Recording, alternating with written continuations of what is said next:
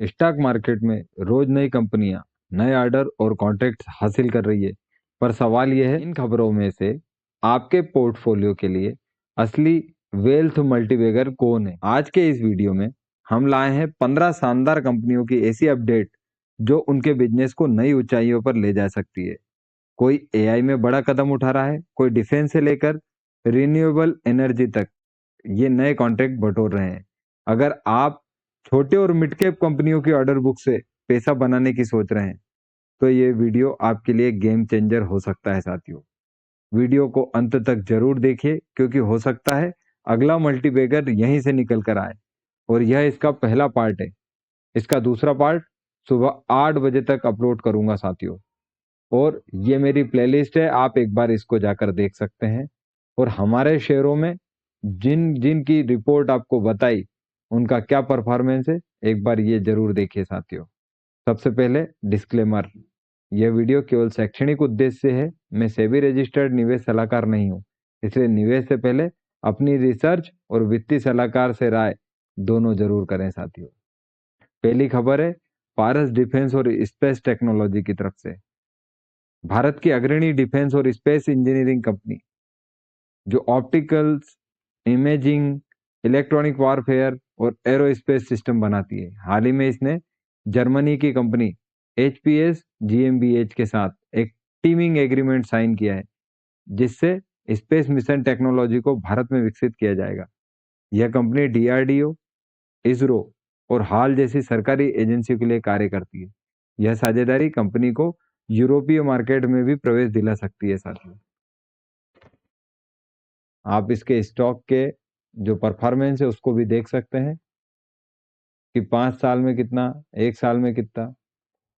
अगली जो खबर है वो लोकेश मशीन की तरफ से।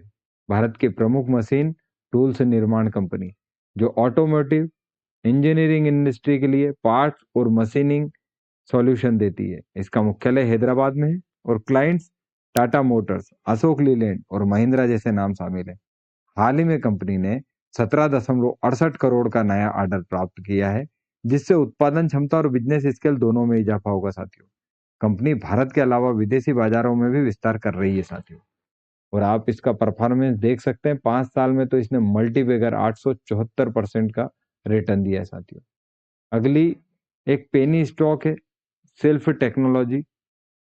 एक IT और सॉफ्टवेयर डेवलपमेंट कंपनी है जो खास करके वेब डेवलपमेंट, मोबाइल एप्स और ई-कॉमर्स सॉल्यूशन में काम करती है। कंपनी को 5 करोड़ का नया परचेस ऑर्डर मिला है।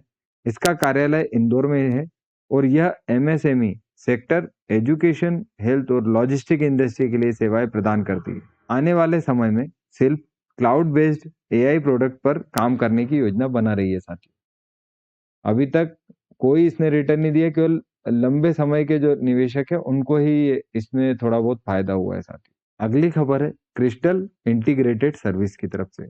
देश की एक अग्रणी फैसिलिटी मैनेजमेंट कंपनी है जो सफाई, सुरक्षा और हॉस्पिटैलिटी सेवाएं देती है। कंपनी को 65 करोड़ का नया वर्क ऑर्डर मिला है। क्रिस्टल भारत के कई बड़े हॉस्पिटल, मॉल, एयरपोर्ट और IT पार्क में सेवाएं देती है। इसके क्लाइंट में सरकारी और प्राइवेट दोनों सेक्टर शामिल है।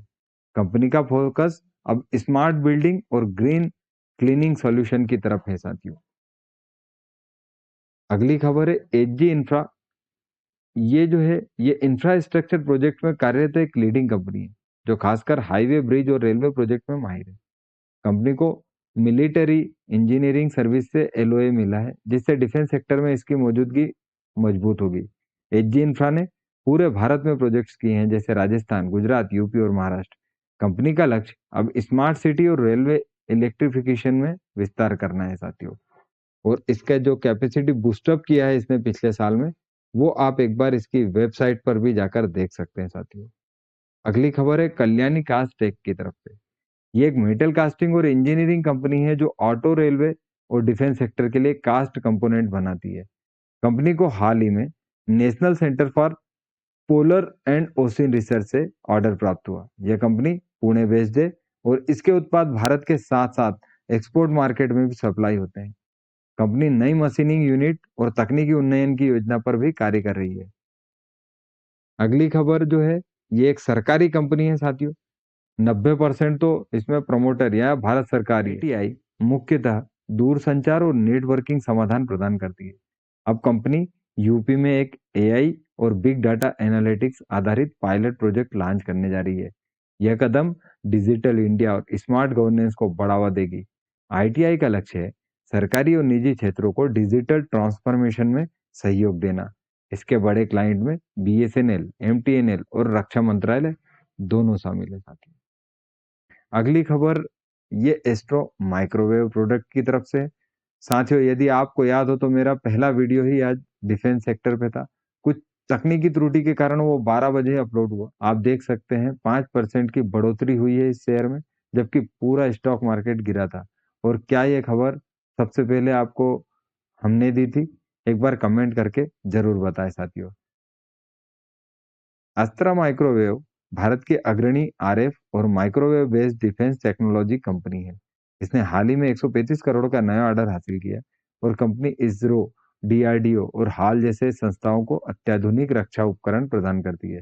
इसका मुख्यालय हैदराबाद में है और ये देश की सुरक्षा प्रणाली को मजबूत करने में महत्वपूर्ण भूमिका निभाती है। आने वाले समय में कंपनी सैटेलाइट टेक्नोलॉजी में भी प्रवेश करने की योजना बना रही है।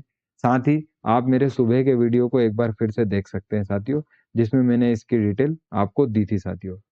तो दोस्तों, आपने देखा कि कैसे अलग-अलग सेक्टर की कंपनियां बड़े-बड़े प्रोजेक्ट्स और ऑर्डर जीतकर अपने बिजनेस एक्सपैंड कर रही है। यही वो संकेत है जो एक स्मार्ट इन्वेस्टर को जल्दी पहचानने होते हैं। अगर आप भी चाहते हैं ऐसी वेल्थ बिल्डिंग कंपनियों की सटीक जानकारी, तो चैनल को सब्सक्राइब करना ना भूलें। वीडियो पसंद आया हो तो लाइक जरूर करें और कमेंट में बताएं आपको सबसे ज्यादा भरोसा किस कंपनी पर है। मिलते हैं अगले वीडियो में कुछ और दमदार अपडेट्स के साथ, सिर्फ स्टॉक मार्केट वेल्थ मल्टीबैगर पर, जहां हम खोजते हैं कल के साइलेंट मल्टीबैगर। और जहां याद रखिए, मेरे दूसरे पार्ट को देखना ना भूलें साथियों, उसमें भी बहुत जोरदार ऑर्डर और कैपेसिटी बूस्टअप के डिटेल आपको मिलेंगे। साथ ही मैं सेबी पंजीकृत निवेश सलाहकार नहीं हूं, तो किसी भी शेयर को खरीदने और बेचने की सलाह नहीं है। यह वीडियो केवल एजुकेशनल और इंफॉर्मेशन पर्पस पे है साथियों।